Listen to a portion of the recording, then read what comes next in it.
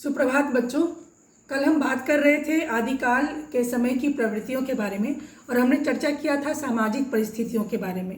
सामाजिक जो परिस्थितियां थी वो मैंने बताया था कि बहुत सारी जाति आपस में बट गए थे और उच्च जाति निम्न जाति की बात होने लगी थी।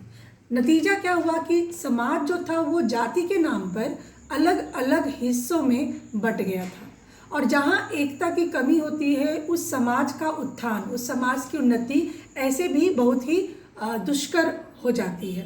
तो विडंबना यह हुई कि लोग राष्ट्र के हित को भूल गए, लोग समाज के हित को भूल गए और सभी अपने हित में ही लग गए। और ये जो कट्टरता थी, ये जो विलासिता थी, वो उच्च वर्ग के लोगों में ज़्यादा थी। यानी कि जो धनी थे वो ज़्यादा धनी थे और जो गरीब थे वो बिल्कुल ही गरीब थे।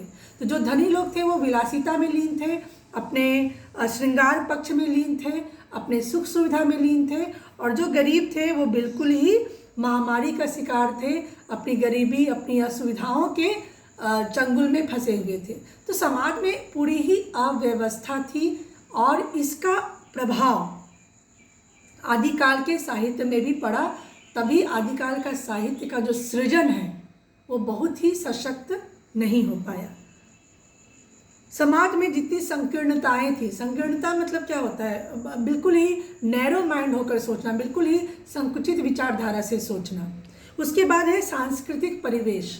हमने पहले ही बताया था कि इस दौरान बहुत सारे मुगलों का, बहुत सारे दूसरे देश के लोगों का आक्रमण हमारे देश में हो रहा था। तो जब दूसरे आ रहे थे हमारे देश में तो उनकी संस्कृति भी आ रही थी, उनकी सभ्यता भी हमारे देश में आ रही थी।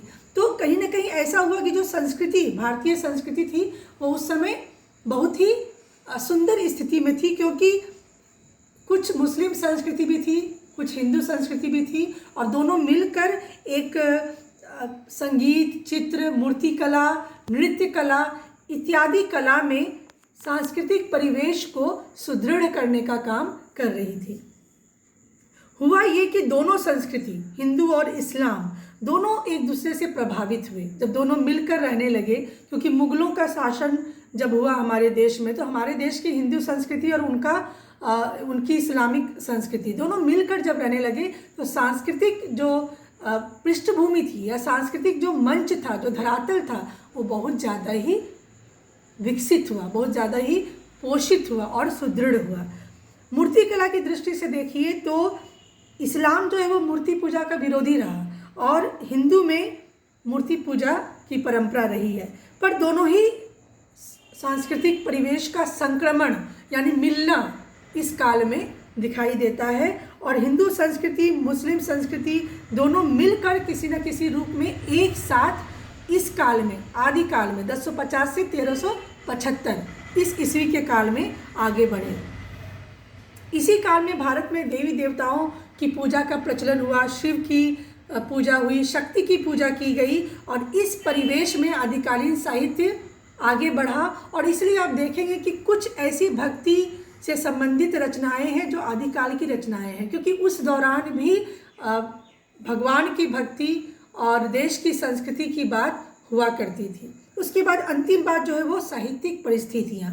हुआ क्या कि इसमें आदिकाल में सबसे पहले संस्कृत साहित्य का आगमन हुआ, फिर दूसरी साहित्य का आगमन हुआ जो प्राकृतिक और अपभ्रंश था। तो तीसरी जब बात हुई तो हिंदी भाषा में साहित्य की रचना हुई। तो इस तरह से क्रम में आया, पहले संस्कृत, फिर प्राकृत और अपभ्रंश और फिर हिंदी। तो धीरे धीरे जो हिंदी भाषा के साहित्य के लोग थे वो धीरे धीरे हिंदी भाषा की तरफ उन्मुख हुए, आगे आए और आनंदवर्धन, अभिनव गुप्त, कुंतक, क्षेमेंद्र, राजशेखर, भोजदेव, मम्मट, विश्वनाथ, जयदेव, ये सारे जो कवि और लेखक हैं वो आदिकाल के ही हैं और इसी युग की देन है। साथ ही आदिकाल में देखा गया कि वीर रस से संबंधित, भक्ति रस से संबंधित, श्रृंगार रस से संबंधित भी रचनाएं लिखी गई।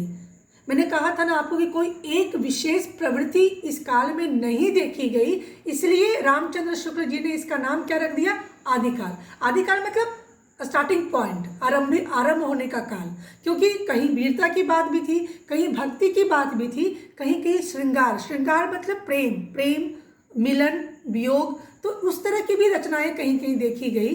तो इसलिए कुल मिलाकर रामचंद्र शुक्ल को लगा कि किसी एक धारा को प्रधानता न दी जाए। चंद्रवरदाई, विद्यापति, अमीर खुसरो, स्वयंभू, पुष्पदंत, ये सरहपा, ये सारे भी कवि आदिकाल के देन हैं। तो ये कुछ प्रवृत्तियां हैं जो आदिकाल के समय के समाज को रिफ्लेक्ट करती हैं, प्रतिबिंबित करती हैं कि आखिर उस समय क्या चल रहा था जो आदिकाल में इस तरह की रचनाएं हुई। मैंने आरंभ में एक बात कही थी कि साहित्य ही समाज का दर्पण है। वही बात कि जो साहित्य है वो वही है जो समाज में हो रहा है, घट रहा है। एक उदाहरण लीजिए कि पिछले 7-8 महीने में जो भी रचनाएं हुई, कविता, कहानी, निबंध, आलेख, सब में कोविड-19 एक विषय रहा। क्यों? 9 महीने पहले, 10 महीने पहले से, पिछले साल से तो किसी ने लिखा नहीं। आप जो भुगतते हैं, आप जो महसूस करते हैं, आपके आसपास जो गुजर रहा होता है, आपकी कलम को वो प्रभावित करता है, आपके कलम का वो विषय बनता है। ये बहुत ही लेटेस्ट उदाहरण है। हम जब कुछ महसूस करते हैं तो उसको कलम में डालते हैं। तो उसी तरह से साहित्यकार भी जो महसूस करते हैं आसपास वही लिखते हैं। और आदिकाल में कोई एक विशेष धारा नहीं थी, कभी वीरता की बात भी थी, भक्ति की बात भी थी, श्रृंगार की बात भी थी, इसलिए इसका नाम आदिकाल रख दिया गया। धन्यवाद।